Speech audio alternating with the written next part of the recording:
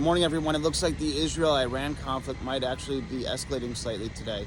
We had President Trump leave the G7 meeting early yesterday in order to take care of the Middle East situation and national security matters, and pretty much issued a True Social post saying that everyone should evacuate Tehran. This goes to show you that it looks like the White House is really intent on dismantling Iran's nuclear program with the help of Israel. So we have to stay tuned with that. But the market is taking this today, at least as an escalation. So we have to watch that. Retail sales also fell more than expected as consumer spending pulled back. It fell 0.9% month over month, worse than the negative 0.6% expected. And even subtracting autos, that was more than expected.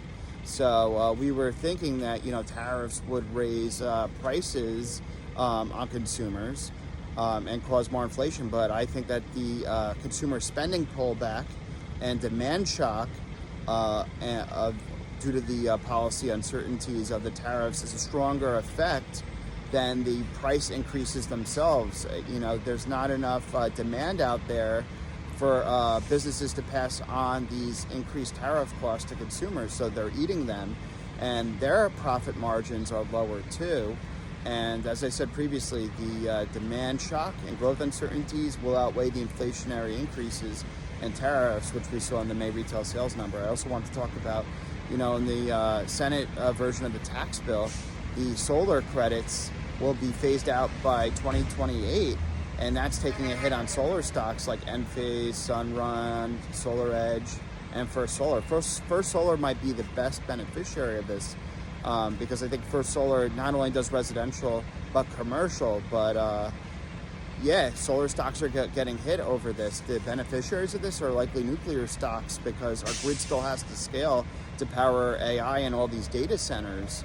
And it looks like nuclear, those tax credits will be until the 2030s with this bill, at least as of now. It's good for Constellation Energy, CEG, Oklo, NNE, SMR, CCJ for uranium. So those stocks will win. And then I also want to talk a little bit about Tesla versus Waymo. There's a report by Bloomberg Intelligence that Tesla's cars are safer than Waymo's. At per 1 million vehicles, only 0.15 Teslas have been in an accident. That's compared to, I think, 1.16 versus Waymo and 3.9 for the rest of the other cars. So it goes to show you that Tesla's cars are safer. Tesla might win in this autonomous race versus Waymo because, first of all, if they manufacture all of their Tesla vehicles, so that provides them to pretty much scale up a lot quicker.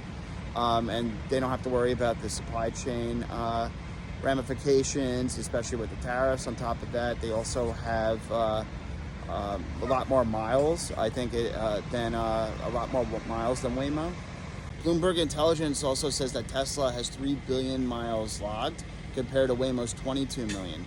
This is a lot more miles, obviously, and it shows that they have more data, which they could use for their autonomy in better ways. Whoever has the data wins in this AI and autonomous race. So that's something important to keep in mind. As I mentioned before, Tesla could scale better due to their manufacturing capabilities, and they're likely to have 35,000 robotaxis in 2026 compared to 2,000 robotaxis from Waymo, and that likely will add to an advantage combined with obviously their more miles logged and their safety scores with their lower amount of accidents per million miles. So I think Tesla will ultimately be the winner in this autonomous robotaxi race. Let's stay tuned.